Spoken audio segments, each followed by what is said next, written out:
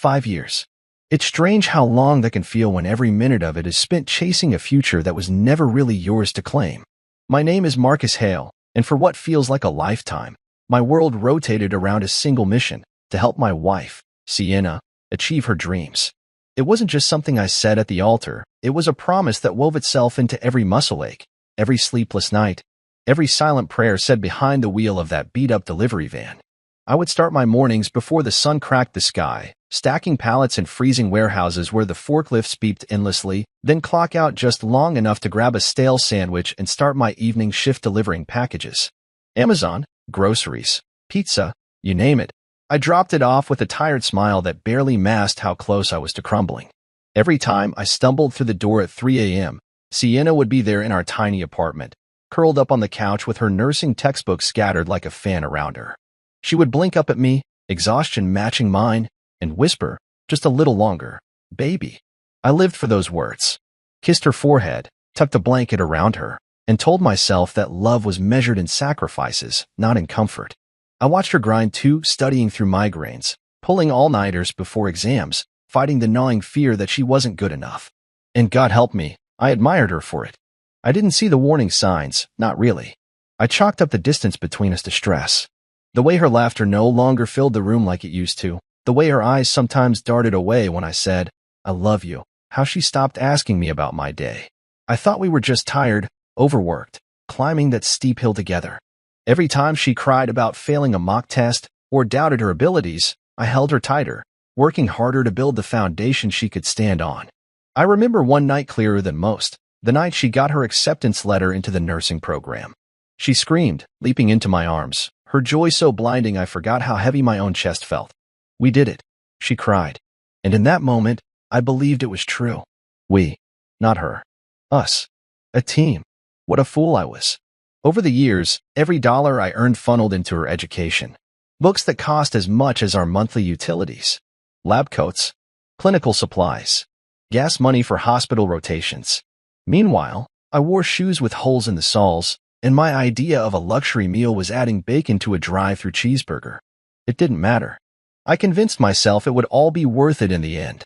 That one day, we'd look back at the struggle and laugh, wrapped up in a better life we had bled together to build. That was the dream, wasn't it? Build her up so we could rise together. What I didn't realize, what I was too stupid, too trusting, too in love to realize, was that in her mind, the finish line wasn't the beginning of our next chapter. It was the end of my usefulness. I was the training wheels she couldn't wait to kick off once she learned how to balance without me. All the whispered promises, all the midnight forehead kisses, they weren't a covenant. They were a transaction with a hidden expiration date. And when it finally came due, I wouldn't even be afforded the dignity of a warning. There's a cruelty in hope. It blinds you to the moments when the people you love most start packing up pieces of themselves without telling you. You stand there smiling like a fool, holding out your heart like an offering, never noticing that their hands are already too full with new dreams you no longer fit inside. 5 years of believing, of breaking my back to build a dream that was only meant for one of us. 5 years of just a little longer, baby, echoing in my ears, a lullaby masking a slow goodbye. I carried that hope like a fool carries a winning lottery ticket he never bothered to check, thinking it would save me, change everything, when really, it was just paper. Worthless, once the numbers were revealed. I wish I could say I saw it coming, that I noticed the way her hugs turned hollow, or the way she flinched when I mentioned the future. But love makes you blind in the most insidious way, not by covering your eyes, but by filling them with so much brightness you can't see the cracks forming in the foundation. I didn't see it. I didn't feel it until it hit me full force, like a sledgehammer to the chest. And by the time I realized the truth, there was no going back. Sienna Hale, the woman I built my life around, had already decided that the life we built together was a stepping stone she was ready to leave behind. And me? I was just the fool still standing at the bottom of the staircase, arms outstretched, waiting for a hand that was never going to reach back down. I didn't know what I was walking into that day.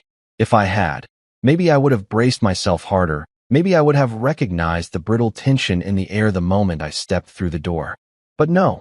After all these years, some part of me still believed in happy endings. I had stopped at the store on my way home from the night shift, the exhaustion heavy in my bones, but the excitement somehow stronger. I'd grabbed a cheap bouquet of roses and a card that said "Proud of you" in big, stupid gold letters. I was ready to celebrate her. Us. Everything we had fought so hard for.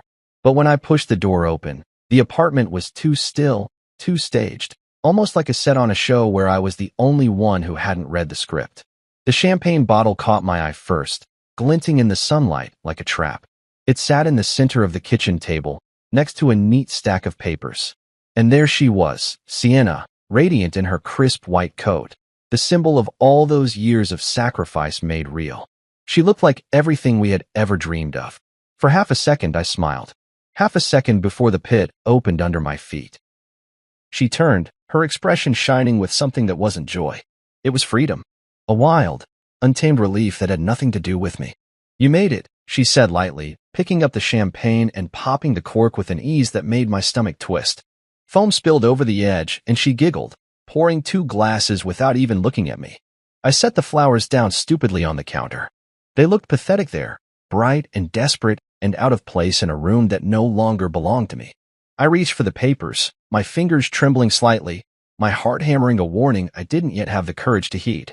I didn't need to read the title. I knew instantly. Divorce agreement. Property division. No kids, no assets except the battered truck and the worn furniture we bought secondhand when we were broke and stupid and wildly in love. I lifted my gaze to hers, searching, pleading silently for some explanation, some hint of the woman I had given everything to. Instead, she smiled wider, clinking her glass against mine. "I need to grow without dead weight holding me back," she said, her tone breezy, as if discussing a new hairstyle. Dead weight. That was what I had become to her. A tether she no longer wanted dragging behind her now that she had the wings she needed. I didn't argue. Not because I agreed, but because I realized, standing there like an idiot in my work boots and warehouse uniform, that anything I said would only dignify the way she had already rewritten our history. Love hadn't died here. It had been methodically buried, replaced by ambition, by resentment, by a hunger for a life that no longer included me. I sat down heavily at the table, the chair groaning under the weight of the moment, and reached for the pin she had already thoughtfully placed beside the papers. My hand hovered for a second where I thought about fighting, about begging her to remember the nights we slept on an air mattress because we couldn't afford a bed frame, about the nights I came home with frostbitten fingers just to put gas in her car so she could make it to her clinicals, about all the invisible ways I had built a world around her. But what good would it do? She had already decided I didn't belong in the life she had fought for. So I signed. No hesitation, no dramatic pause for effect. Just the quick, brutal scratch of pen on paper. Behind me, I heard laughter, a soft, mocking giggle that made my skin crawl. I turned slightly to see Rachel, Sienna's best friend, leaning against the kitchen doorway with a glass of champagne in hand, her smirk barely disguised. She didn't even try to hide her satisfaction. I realized then that this wasn't a private betrayal, it was a celebration, a liberation. The two of them, giddy with the idea of a future without me cluttering up the picture. I pushed the signed papers toward Sienna and stood up. The chair scraped loudly against the floor, a sharp, ugly sound that felt too fitting for the moment. She didn't say thank you, didn't say sorry, just picked up the papers, glanced at my signature, and nodded approvingly, as if I had just completed one final chore before being dismissed. I walked to the door on legs that felt strangely detached from my body, numb and slow. I didn't look back. I didn't give them the satisfaction of seeing whatever emotion might have leaked through the cracks. Not anger, not sadness. Nothing. Let them laugh. Let them toast. Outside, the world was achingly normal. Birds chirped. A neighbor washed his car. Somewhere, a lawnmower bust. The sun was too bright, too oblivious to the shattering that had just occurred behind that door. I climbed into my old pickup, my hands gripping the steering wheel until my knuckles turned white. For a long moment, I just sat there, staring straight ahead, trying to remember how to breathe without her. 5 years ago, I had vowed to build a life around her. I had spent every waking moment stacking stone after stone, brick after brick, constructing a dream that she could stand tall within. And today, with a few strokes of a pen and a bottle of champagne, she had bulldozed it all to the ground. Not with rage or cruelty, but with something colder, indifference. I shifted the truck into gear and pulled away from the curb, the tires crunching over loose gravel. I didn't cry. I didn't rage. I just drove, 1 mile at a time, away from the life I had built, away from the woman who no longer needed me. Somewhere deep down, a tiny, broken voice whispered that maybe this wasn't the end. Maybe it was the beginning. But in that moment, it didn't feel like it. In that moment, it felt like all I had left were ashes. The night air clung to my skin like a second, colder layer as I packed my life into the back of my battered blue pickup. There wasn't much to load. Some clothes, a few tools, an old coffee maker with a cracked handle, and a box of memories I couldn't yet bring myself to throw away. The same memories that felt like a weight chained to my chest. I moved quietly, methodically, as if making too much noise might give someone the chance to talk me out of leaving. But no one came out. No one stopped me. The apartment that had once been our sanctuary now loomed behind me, windows glowing warmly like a cruel joke. I didn't expect Sienna to come outside. I guess some stubborn, wounded part of me hoped she might. That maybe she'd stand on the porch, arms crossed in that way she used to when we fought, daring me to stay, daring me to care enough to fight back. But the doorway stayed empty. The only figure that appeared was her mother, Carla. She leaned against the porch post, a full glass of wine swirling lazily in her hand. She wore a smirk like armor, watching me like a cat watches a trapped mouse. I didn't give her the satisfaction of meeting her gaze. Didn't flinch when she raised the glass in a mocking toast as I loaded the last of my things. Her contempt didn't hurt nearly as much as Sienna's indifference. The engine of my truck coughed to life, a rough, defiant sound in the stillness of the night. I slammed the door shut, the echo bouncing off the nearby houses, and for the first time in years, there was no one waiting behind a window to see if I made it home safe. I was alone. Completely, undeniably alone. I gripped the steering wheel until my knuckles ached and dared one last glance into the rearview mirror. That's when I saw her, Sienna, standing inside the living room, visible through the thin curtain. She wasn't crying. She wasn't even looking in my direction. She was laughing, tossing her graduation cap in the air like she had just won a game I never realized we were playing. The sight punched the air out of my lungs harder than any physical blow ever could. I swallowed the sharp ache in my throat, shifted the truck into reverse, and backed out of the driveway without looking back again. I didn't peel out. I didn't slam the brakes for dramatic effect. I simply left. I drove slow, deliberate, every mile putting more distance between the man who had begged for scraps of love and the man I was about to become. My phone buzzed on the passenger seat, lighting up with Jasper's name. My brother. Always loyal. Always ready to charge into battle for me, even when I didn't ask. I let it ring. Let it go to voicemail. He had called 3 times already today, his voice getting more desperate each time. Marcus, don't do this, man. She's just scared. She doesn't mean it. You guys can fix this. But there was no fixing something that had been broken quietly over years, with every dismissive glance, every forgotten promise, every whispered, just a little longer, that had slowly rotted away what we once were. No, I was done fighting for someone who had so clearly stopped fighting for me. Done bleeding for a love that had turned into a transaction she could terminate when it no longer served her. I silenced the phone, shoving it deep into the glove compartment where its pleading buzz would be nothing more than a faint, distant memory. The farther I drove, the lighter I felt, an unfamiliar, almost terrifying sensation. Like I had been carrying a boulder on my back for so long that standing upright again felt wrong, unnatural. I didn't have a plan. No job lined up. No new place to stay. I had a few $1,000s in the bank, a battered pickup, and the clothes on my back. That's it. But for the first time in a long time, I also had something Sienna could never again take from me, my freedom. Somewhere beyond the horizon, there had to be a life not built on sacrifice alone, a life that didn't require me to shrink smaller and smaller just to fit into someone else's dream.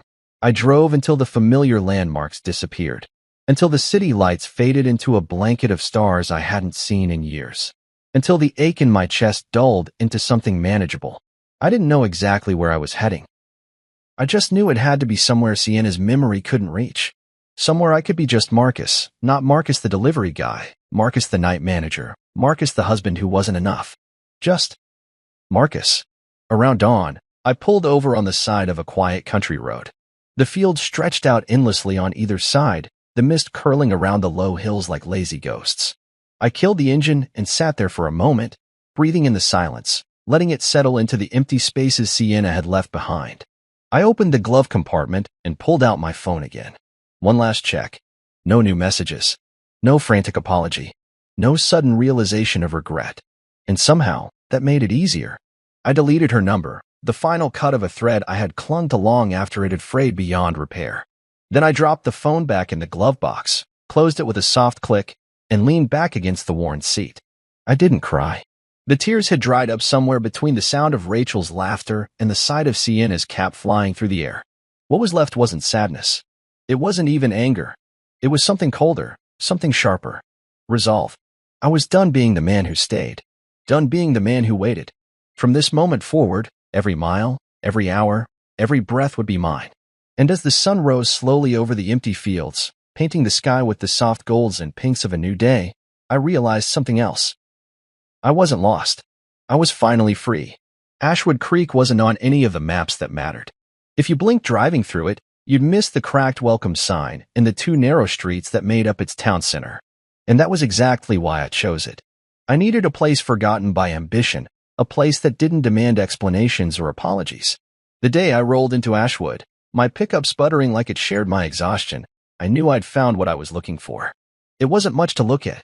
Rows of aging brick buildings, a gas station with one working pump, and a diner with a peeling sign that simply said, Gus's.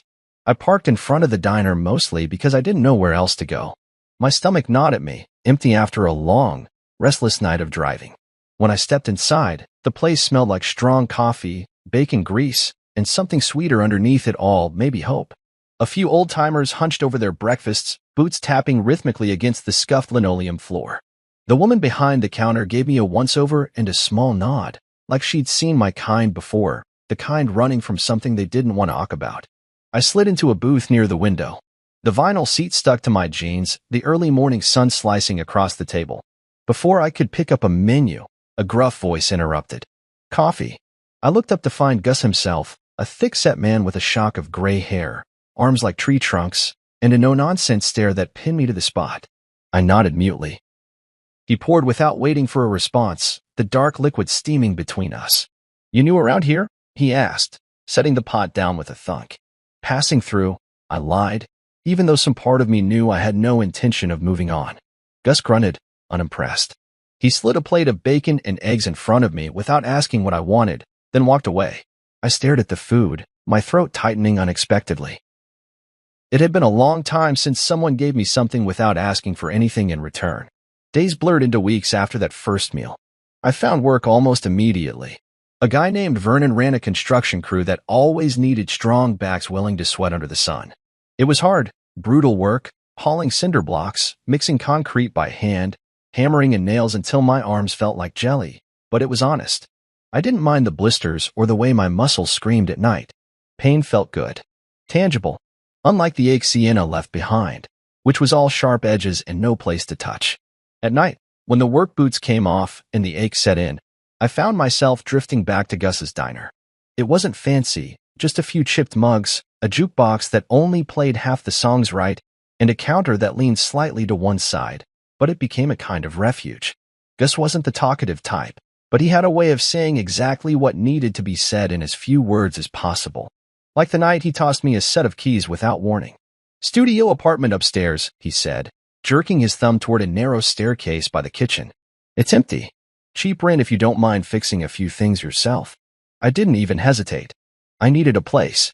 I needed a beginning. The studio was barely bigger than a storage closet, one room with a mattress on the floor, a battered dresser, and a tiny bathroom with a leaking faucet. But it was mine. No ghosts in the walls. No memories bleeding from the floorboards. Just 4 blank walls and the raw material of a new life waiting to be shaped. Gus and I struck an unspoken agreement. I helped out around the diner when I wasn't on a construction site, fixing leaky pipes, repairing broken stools, cleaning out the grease traps nobody else wanted to touch. In return, Gus paid me under the table and kept the coffee flowing. More than once, he caught me working late into the night, grease smeared across my arms, the soft sounds of country music humming from the jukebox. You ain't broken, son, he said one evening, handing me a beer and leaning against the counter. You're just unappreciated. There's a difference. I stared at him, not sure if I should laugh or cry. I settled for nodding. Maybe he was right. Maybe being left behind wasn't the same as being worthless. Maybe it was just the wrong people who didn't know how to value what they had. Slowly, painfully, I started stitching myself back together. Not with grand declarations or flashy new beginnings. With small, steady steps. Fixing the squeaky diner door. Rebuilding an old motorcycle I bought off a guy for $200. Watching the sun rise over Ashwood Creek's endless fields. Breathing in air that didn't feel heavy with failure. I didn't tell anyone from my old life where I was. Not Jasper. Not my parents. Definitely not Sienna. It wasn't about punishing them or proving a point. It was about preserving the fragile, growing thing inside me. The part that believed I could be more than the man left holding the empty promises of a life that was never meant to last. One night, after the diner had closed and the stars had spilled across the sky in a thick blanket, I sat on the roof above my studio, legs dangling over the edge. The cool breeze kissed my skin, and for the first time in what felt like forever, I didn't feel like I was running. I felt like I was standing still. Whole. Healing. Ashwood Creek didn't care who I used to be. It didn't demand explanations or penance. It just existed, quiet, steady, real. And maybe that was all I needed right now. A place to exist without pretending. A place where I could finally remember who Marcus Hale was before love and loss twisted him into something he barely recognized. The road behind me was closed. The road ahead was uncertain. But for the first time in a long time, the road was mine. It didn't happen overnight. The feeling of belonging.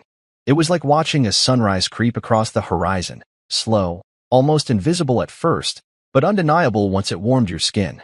Ashwood Creek, with its peeling paint and weathered storefronts, became the background of a life I was quietly, stubbornly building. I wasn't Marcus Hale, the man who got left behind anymore. I wasn't anybody, really, and for the first time, that felt like freedom.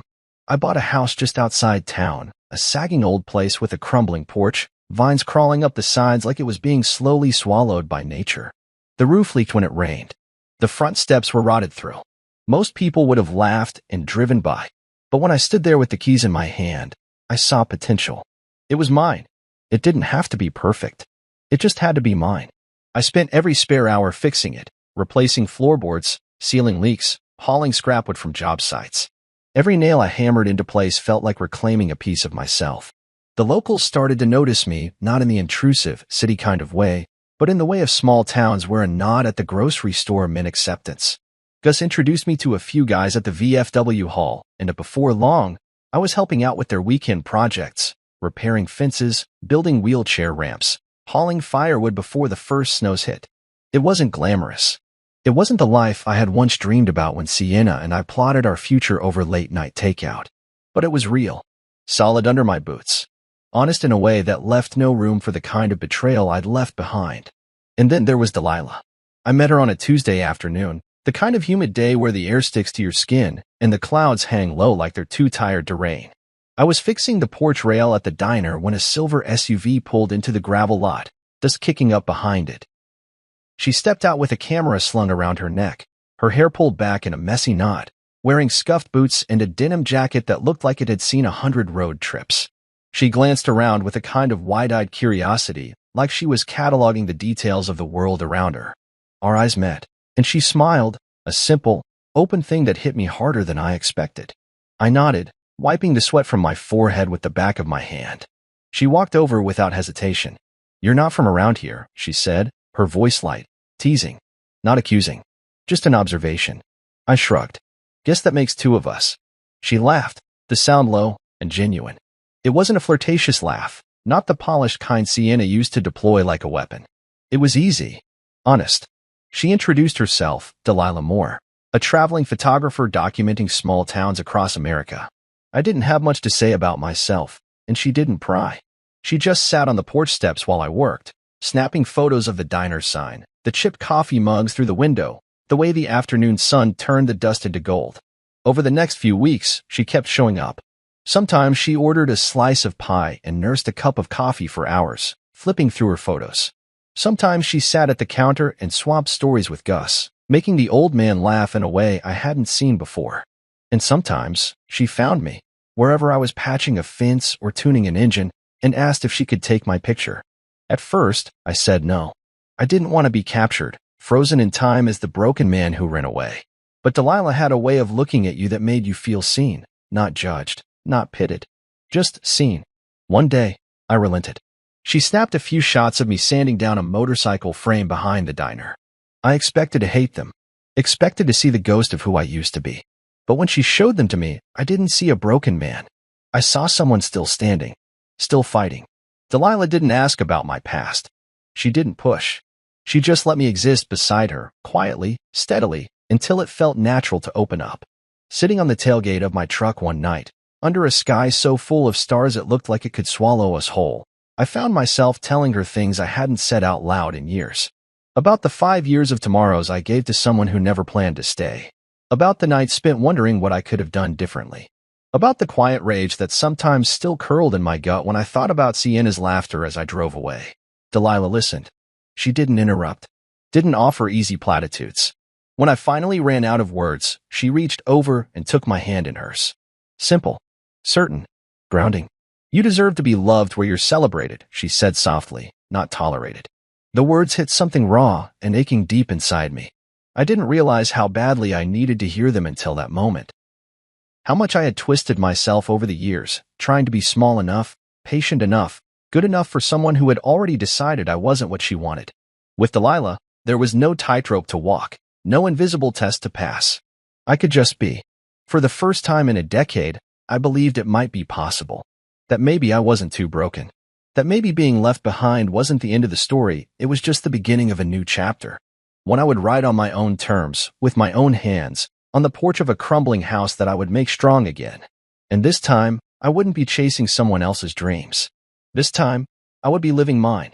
Back in the city, the life Sienna had fought so hard to build was beginning to unravel, thread by thread, while I was learning how to breathe again. Of course, I didn't know it then. I had stopped checking, stopped wondering. In my mind, she had gotten everything she ever wanted, the degree, the freedom, the fresh start without me weighing her down. I imagined her thriving, smiling that dazzling smile she used to flash when she talked about her future. I figured she had erased me the way a teacher wipes a chalkboard clean, quick and efficient, no trace of what had been written before.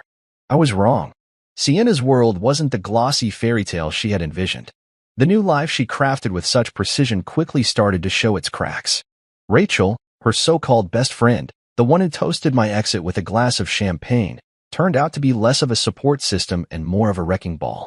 Partying every night, dragging Sienna into scene after scene she had no real stomach for. Nights that started with laughter and ended with shame.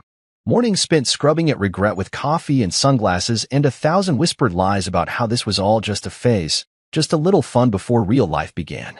Then there was Carla, her mother, whose constant hovering and judging only amplified every little failure Sienna tried to hide.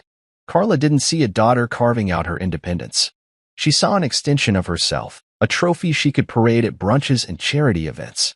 Every mistake Sienna made, every job application that was ignored, every relationship that fizzled, became another lecture, another reminder that she wasn't living up to the image her mother had painted for her. The applause Sienna had craved so desperately started sounding hollow when it came with conditions and criticism buried underneath the praise. Even the job she finally landed wasn't what she imagined. Nursing, once her dream, turned into 12-hour shifts of thankless patients, arrogant doctors, and endless paperwork. The scrubs weren't glamorous. The pay wasn't life-changing. The reality didn't match the fantasy she had sacrificed so much for. She watched other nurses smile when they clocked out and realized she couldn't remember the last time she felt joy. Not real joy.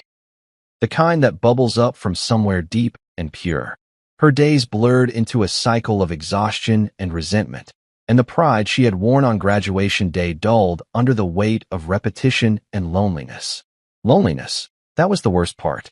The men she dated were a carousel of the same smiling faces, the same empty promises. None of them stayed long. None of them really knew her. Not the way I had known her, back when she was still the girl who cried over bad grades and dreamed of saving lives. She traded gold for glitter, and when the glitter blew away in the wind, she was left standing in the ashes, wondering when everything had gone so wrong. One night, rummaging through a drawer she hadn't touched in years, she found an old photo. It was us, standing in front of the apartment on the day we signed the lease, beaming like idiots, holding a set of keys between us like it was Excalibur. I had one arm slung around her shoulders, and she was laughing, a real, unguarded laugh that crinkled her nose and made her eyes shine. The sight of it hit her like a freight train. For the first time in a long time, she sat down and really looked at it. Not the surface, but the layers underneath. She remembered the man who worked 3 jobs so she could study. The man who kissed her knuckles before every exam and waited outside the hospital after clinical rotations with a thermos of hot chocolate. The man who believed in her when she didn't believe in herself. And slowly, horrifyingly, she realized she had thrown it away.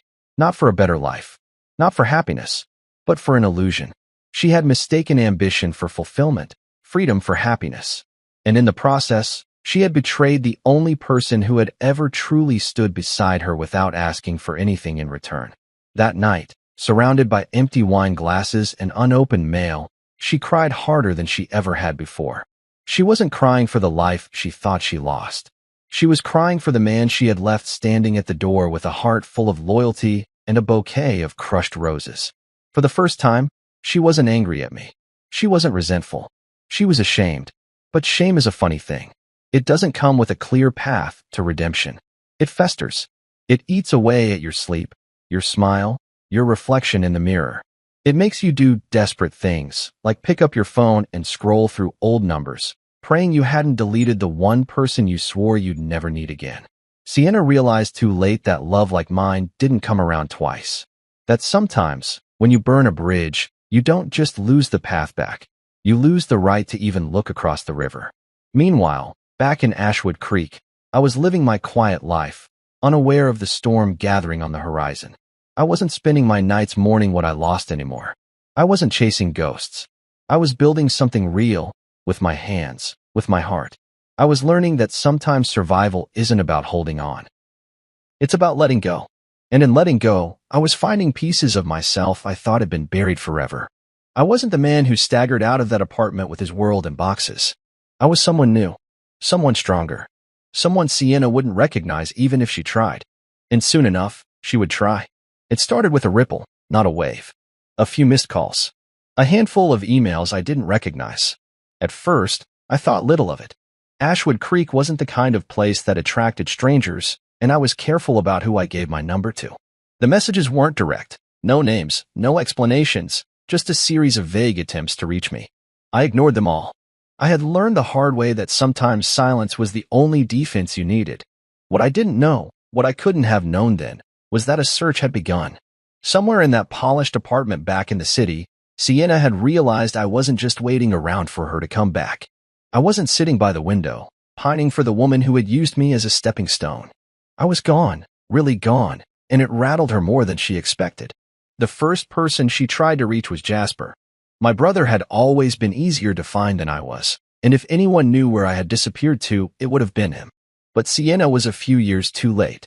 Jasper had moved to California, chasing his own dreams, far from the wreckage I left behind. When she called, he didn't answer. When she texted, he replied with 2 words, "Not my problem." It didn't take her long to figure out that the usual ways of finding people, mutual friends, old neighbors, were dead ends. Most of the people who once knew me had either moved on or hadn't heard from me in years. I had made sure of that. When I left, I didn't just pack up my things. I packed up my entire existence. No breadcrumbs. No forwarding address. I didn't want to be found. Not by her. Not by anyone. Desperation must have crept in then, turning into a frantic, blind scramble. She turned to social media, trawling through Facebook groups, LinkedIn profiles, any digital footprint she could find. It didn't take her long to stumble across the diner's page, Gus's Diner, the old name still lingering in the metadata. Except now, it wasn't Gus's anymore. It was the Second Chance Cafe. New name, new owners, new life. She messaged the page, hoping whoever ran it could lead her to me. She probably imagined me still washing dishes in the back, still stuck in the same small loop of existence she had discarded. But the page was managed by Gus's niece now, and she didn't recognize Sienna's name, didn't know my story. She ignored the message. Another dead end. Frustrated, Sienna got in her car and drove to my parents' old neighborhood.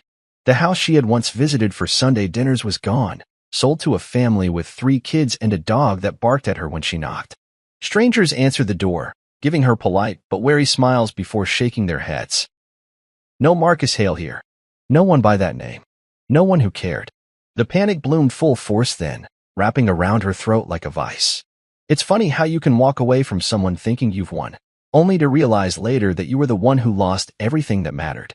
She thought she had all the time in the world. That if she ever wanted, she could just turn around and I'd be there, waiting like some loyal, broken thing too stupid to realize he deserved better. But the man she left behind wasn't waiting anymore. He was living. Back in Ashwood Creek, I had no idea of the chaos unraveling miles away. I was too busy sanding down the frame of an old Harley, grease staining my hands, the smell of oil and sun-warmed metal filling the air. Life was simple here. Honest. If I wasn't working at the bike shop, I was at the diner or tinkering with the house, slowly turning it from a sagging wreck into a place that felt like a home. Delilah's laughter often drifted through my days now, a low, easy sound that warmed places inside me I thought had permanently gone cold. She never pressed when I seemed lost in thought, never tried to fix what wasn't broken. She just stood beside me, silent and steady, while I learned how to be a man who didn't define himself by the love he lost.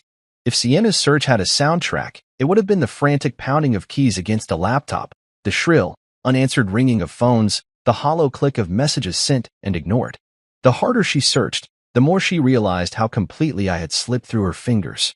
And with every dead end, the truth grew harder to ignore. She hadn't just lost me. She had lost the version of herself that mattered. The man she discarded wasn't broken anymore. He wasn't limping after her shadow. He wasn't begging to be seen. He had disappeared into a life better, quieter, stronger than the one she traded him for. When her desperation finally curdled into panic, she did what all desperate people do. She tried harder, grasping at anything that might lead her back to what she didn't appreciate until it was too late. Old acquaintances, old numbers, even random chance meetings in the city, she cast her net wide, hoping for a miracle. But miracles are for the faithful, and Sienna had abandoned faith the minute she signed those papers with a champagne toast. And somewhere deep inside, she must have started to understand the most terrifying truth of all. Sometimes when you burn a bridge, it doesn't just collapse behind you. Sometimes it collapses beneath your own feet too. Meanwhile, I lived each day without her ghost shadowing my steps, without her laughter haunting my dreams, without the weight of wondering when she would realize what she lost. I didn't know the storm was coming. I didn't know how close it already was. But even if I had, I wouldn't have flinched. Because when you build a life from ashes, you stop fearing the fire. The first thing I noticed that Thursday afternoon was the rain. It came down hard and fast, drumming against the roof of the Second Chance Cafe with a steady, relentless rhythm. I had just finished a long shift at the bike shop. My hands still stained with oil, the ache of honest work settled deep in my bones. I didn't check my phone right away. I peeled off my damp jacket, shook the rain from my hair, and ordered a coffee at the counter from Marlene, Gus's niece, who gave me the same easy smile she always did. It wasn't until I sat down at my usual corner table, the one near the window that overlooked Main Street, that I dug into my pocket and fished out my phone. The screen lit up like a flashing red alarm, 169 missed calls. I stared at it, the numbers not making any sense at first. I scrolled through the call log. Every single one came from the same unknown number, rapid fire, sometimes minutes apart. Whoever it was, they hadn't given up easily. Curiosity won out over instinct. I thumbed the screen and called the number back. It barely rang once before it connected. Marcus. The voice on the other end was raw, shaking, almost unrecognizable. But I knew it. Some things, no matter how much you want to forget them, etch themselves into your bones. It was Sienna. For a second, I said nothing. Just sat there, the rain beating against the window, the hum of the diner around me fading into a low, distant murmur. She was sobbing, messy and loud, like the kind of crying that doesn't care who hears. She choked out, the words tumbling over each other. I made a mistake, Marcus. God, I made the biggest mistake of my life. I was stupid. I thought I knew what I wanted. I thought, her voice cracked so hard I thought she might break in half through the phone. I need you. Please. I'll do whatever it takes. I can fix this. I can fix us. I leaned back in my chair, feeling strangely detached, like I was listening to a story about someone else's life. The desperation in her voice might have gutted me once. Months ago, maybe even weeks ago, I would have hung on every word, foolishly clinging to the hope that love could erase betrayal. But not now. Now I heard the truth buried beneath the begging, the panic of someone who realized too late that not all doors stay open forever. I didn't rush to answer. I let her fill the silence with more frantic words. Apologies. Promises. Memories she tried to string together into something that sounded like redemption. I listened. I owed her that much, maybe. Or maybe I didn't owe her a damn thing. When I finally spoke, my voice was calm, steady. No anger, no hatred, just the kind of quiet certainty that comes when you finally understand your own worth. I'm not the man you left behind anymore. The words hung there, suspended between us like a blade. I didn't elaborate. I didn't try to soften the blow. I didn't give her a roadmap back to me. Some journeys aren't meant to be retraced. There was a long, hollow pause on the other end of the line. I imagined her sitting in whatever apartment or car she was hiding in, the walls closing in around her, the realization sinking in that she couldn't just rewind the clock and erase the damage she had done. And then, before she could gather herself enough to say whatever she was about to say next, I hung up. It wasn't anger that made me do it. It was mercy. For her. For me. For the boy I had been who would have clung to the fantasy that love could heal everything if you just wanted it badly enough. That boy deserved peace, and the man I was now was finally strong enough to give it to him. I set the phone down on the table, face down, and wrapped my hands around the warm mug of coffee Marlene had set in front of me. The heat seeped into my palms, grounding me. Around me, life went on. Gus argued good-naturedly with a customer about the weather. Someone dropped a spoon and cursed under their breath. The jukebox in the corner crackled to life with an old country song about losing and finding yourself again. The rain blurred the world outside into a smear of gray and silver, but inside, I felt clear for the first time in years. Delilah slid into the seat across from me without a word, her damp hair curling around her face, a knowing look in her eyes. She must have seen something in my expression because she didn't ask what happened. Didn't need to. She just reached across the table and squeezed my hand, her touch firm and steady. I squeezed back, a small, silent thank you for her understanding. Sienna's voice echoed faintly in my memory, but it didn't hurt the way it used to. It didn't crack me open or drag me under. It was just another sound, another closed door behind me. She had made her choice. And finally, so had I. Outside the window, the rain began to slow, the heavy drops tapering off into a soft mist. The world beyond Ashwood Creek would keep spinning, full of regrets and what-ifs and people chasing the past like ghosts they could never quite catch. But me? I wasn't chasing anything anymore. I was already home. 2 days later, the storm didn't come from the sky. It walked straight through the door of the Second Chance Cafe. It was a Saturday morning, the kind that usually hummed with slow conversation and the smell of fresh biscuits drifting through the air. I was behind the counter with Gus, wiping down mugs and chatting about the upcoming county fair, when the bell above the door jingled violently, announcing something more than just a customer. I didn't have to turn around to feel the shift in the room. Conversation stalled. Forks froze halfway to mouths. Even the jukebox seemed to stutter and fall silent. I knew before I even looked who it was. Sienna stood in the doorway, drenched from head to toe, her mascara smeared in dark tracks down her cheeks, her hair clinging wetly to her face. She wore a jacket that was far too thin for the weather, her hands trembling as she clutched a soggy purse to her chest like it might anchor her. She looked nothing like the woman who had stood in our kitchen 5 years ago, radiant and triumphant, popping a champagne cork over my broken heart. Delilah sat at the counter a few stools down, cradling a cup of tea in her hands. She turned her head slightly, registering the scene without panic, her expression calm but alert. She didn't speak. She didn't move. She just watched, her presence a silent wall of strength beside me. Sienna's eyes locked onto mine, and for a moment, the whole world narrowed down to just the space between us. She stumbled forward a step, her voice breaking the thick, stunned silence of the diner. "Marcus, please." She dropped to her knees on the checkered floor with a soft thud that echoed far louder than it should have. Gasps rippled through the cafe. Forks clattered onto plates. Someone whispered a sharp curse under their breath. She crawled toward me, clutching at my hand where it rested on the counter, her fingers cold and trembling. Tears mixed with the rain on her face, making her look almost childlike in her desperation. "I'm sorry," she sobbed, voice ragged. "I'm so sorry. I didn't know what I was doing. I was stupid. I was selfish." She hiccuped, gasping for air. "I thought I needed to find myself, but I only lost everything that mattered." The diner was deathly still, everyone holding their breath, waiting to see what I would do. Gus leaned against the doorway to the kitchen, arms crossed, his mouth tugged up in a wry smile that said he had seen 100 tragedies play out before, and this one wouldn't break the world. I knelt down beside her, not because I wanted to soothe her, but because I needed her to hear me, to see me, without the barrier of height or distance. I looked into her eyes, the same eyes I had once memorized, the same ones I had once sworn to protect, and I saw nothing but the wreckage of choices she couldn't undo. I spoke softly, so only she could hear over the quiet murmur of stunned diners. "You taught me how to be invisible," I said, my voice low and steady.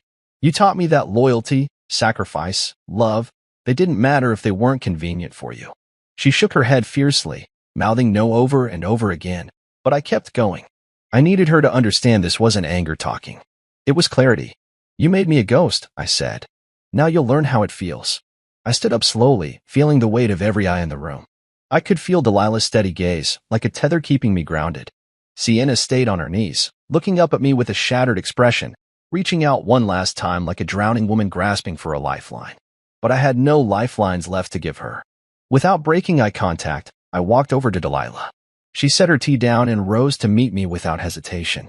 I reached for her hand, the same hand that had held mine through rebuilding days and long, silent nights. The hand that never demanded anything but gave everything freely. I lifted her hand to my lips and kissed it gently, reverently, in front of everyone, in front of Sienna. The meaning was clear. This was my life now. This was where my loyalty, my love, belonged. Delilah smiled softly, squeezing my hand in return, not to mark territory or claim a victory, but simply to remind me that I wasn't alone anymore. That I didn't have to carry old wounds like battle medals. Sienna let out a low, broken sob that seemed to shatter against the walls of the diner. I didn't look back. I didn't need to. As I led Delilah toward the door, the rest of the diner began to buzz with movement again, forks scraping plates, conversations picking up awkwardly. Life, refusing to pause for one woman's regret. Gus tipped his imaginary hat to me as I passed, a silent salute I understood without needing to hear the words. Outside, the rain had eased into a fine mist, soft and almost forgiving. I helped Delilah into my truck, climbing in beside her. For a moment, we sat there in the quiet, the windows fogging slightly from the heat of our breathing. Delilah rested her head against my shoulder. "You okay?" she murmured. I thought about it. Really thought about it. About the years I spent loving someone who couldn't love me back. About the nights I wondered if I would ever feel whole again. About the long, brutal climb out of the pit Sienna had left me in. I turned my head, pressing a kiss to Delilah's temple.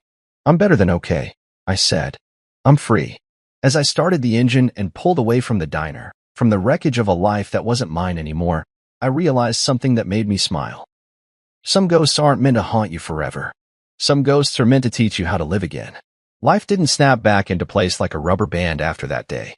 It didn't miraculously erase the years I spent trying to make myself small enough for someone else's dreams. Healing wasn't a straight road in Ashwood Creek. It was winding, full of little detours and unexpected stops, but it was mine. Every scar, every crack in my heart, every rough edge I'd once tried to sand down for the sake of someone else's comfort, none of it needed to be hidden anymore. Delilah and I built a life together the way a craftsman builds a house, not in a rush, not with cheap shortcuts, but with careful hands and a steady patience that neither of us had ever truly been given before. She didn't complete me. She didn't fill some missing piece. She walked beside me, and that was enough. We were two whole people who chose each other, day after day, without needing to be anyone but ourselves. The day we got married, we didn't rent a fancy venue or plan some extravagant ceremony. We stood beneath the sprawling oak tree behind the cafe, the one that had shaded so many quiet conversations and tired mornings. Gus officiated with a battered Bible in one hand and a mischievous twinkle in his eye, half reading, half making it up as he went along. The whole town showed up, Marlene from the diner, Vernon and his construction crew, even the mayor, who gave us a confused but heartfelt blessing between bites of barbecue. Delilah wore a simple dress, white cotton that fluttered around her legs in the breeze. I wore the only suit I owned, one Gus had insisted on pressing himself the night before. There were no bridesmaids, no groomsmen, no fancy flower arrangements. Just us, standing under that tree, promising each other not perfection, not fantasy, but the kind of love that grows in real soil with roots strong enough to weather any storm. When she said, "I do," it wasn't a performance. It wasn't a script rehearsed 100 times. It was a promise spoken with a quiet certainty that made my chest ache in the best way possible. When I slid the ring onto her finger, my hands didn't shake. They were steady, sure. I knew what I was giving, and I knew what I was receiving. Not a dream, not a lie, a life. Afterward, we danced barefoot on the grass, Gus playing old records on a cranky portable player that skipped every third song. Children ran between tables piled high with fried chicken, pies, and jugs of sweet tea.